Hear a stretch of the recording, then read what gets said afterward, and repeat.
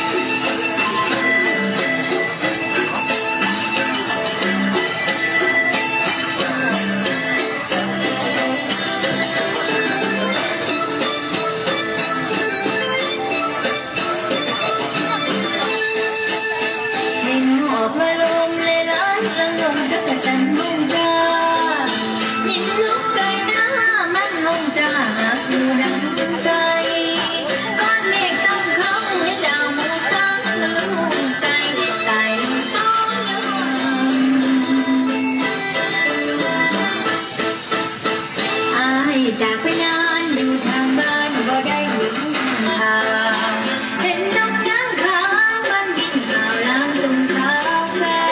นอ้ายไปเมืองใหญ่สุดฟ้าไกลพรมแดนถ้ามีข่าวอย่าให้มันแบนว่าอ้ายมีแฟนต่างแดนแสนโหอยู่นอกน้ำกับแก่หอมกับฟังไม่ของรักคุณ